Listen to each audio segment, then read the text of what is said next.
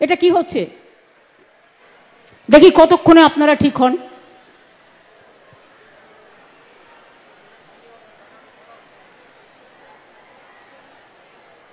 আমাদের থেকে এখান থেকে ট্যাক্স তুলে নিয়ে যায়, মনে রাখবেন, একটাই ট্যাক্স এখন, জিএসটি ট্যাক্স, কিন্তু সেই টাকা আমাদের দেওয়া হয় না।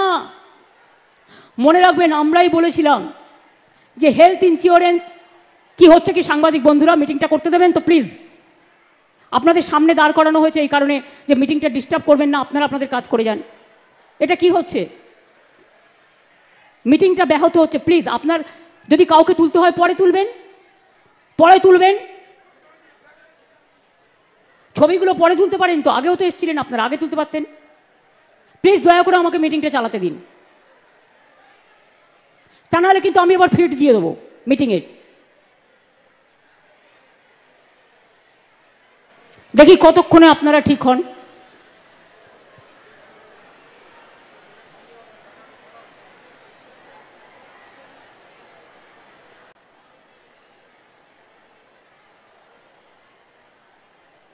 এবার থেকে আমি প্রশাসনকে অনুরোধ করবো, যখন কোনো মিটিং হবে প্রেসের পেছনে একটা ব্যারিকেড করতে, যাতে ওদেরও কোনো অসুবিধা না হয় ফিড দেওয়ার, আর যাতে অন্যদেরও অসুবিধা না হয়। অনেক সময় পেছনের লোকেরা দেখতে পায় না, তারা চিৎকার করে। সুতরাং এমন সিস্টেম করা হোক যাতে দুপক্ষেরই সুবিধে হয়। এখনো যেটুকু বাকি আছে আস্তে আস্তে আমরা করে দেবো। দেখুন, আপনারা একটা গান শুনেছেন ছোটবেলায়, যদি না শুনে থাকেন শুনে নেবেন। মায়ের দেয়া মোটা কাপড় মাথায় তুলে নেড়ে ভাই, দিন দুঃখিনী মা যে মোদের তার বেশি আর সাধ্য নাই। যা ছিল যা আছে তার থেকে সবটাই ভাগ করে দিয়েছি। 5টা স্কিম বন্ধ, সেগুলোও চালাতে হচ্ছে। এই যে জিএসটি তুলে দেওয়ার কথা আমরা বলেছিলাম, যে হেলথ ইন্স্যুরেন্সের ক্ষেত্রে জিএসটি তুলে দিন, আর ইন্স্যুরেন্স কোম্পানিও যেন এর জন্য ইন্স্যুরেন্সের প্রিমিয়াম না বাড়ায়। তার জন্য জানেন আমাদের স্টেটের কত রেভিনিউ লস হয়েছে? 900 কোটি টাকা। আরও 900 কোটি টাকা বাড়তি বোঝা।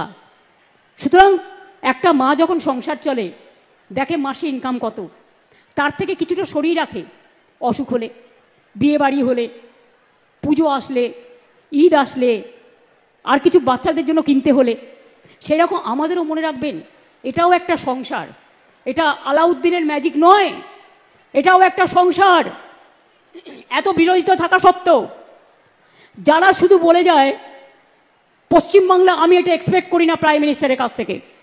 আমি তার চেয়ারকে সম্মান করি, কিন্তু আমি যেমন তার চেয়ারকে সম্মান করি, তারও উচিত আমাদের চেয়ারগুলোকে সম্মান করা। কেন বলবেন বাংলায় সব চোর তাই আমি টাকা বন্ধ করেছি? উত্তরপ্রদেশ সবচেয়ে বড় চোর, মহারাষ্ট্রের আপনার ডাবল ইঞ্জিন সবচেয়ে বড় চোর, বিহারের ডাবল ইঞ্জিন সবচেয়ে বড় চোর। আগে চোরদের দিকে তাকিয়ে দেখুন, বাংলাকে অসম্মান করার জন্য কটা টিম পাঠিয়েছিলেন চিফ সেক্রেটারি? 186টা টিম পাঠিয়েছিল। Can you imagine?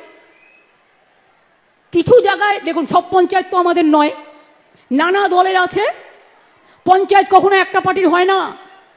এমএলএ যেমন ওদেরও অনেকগুলো আছে, এমপিও আছে।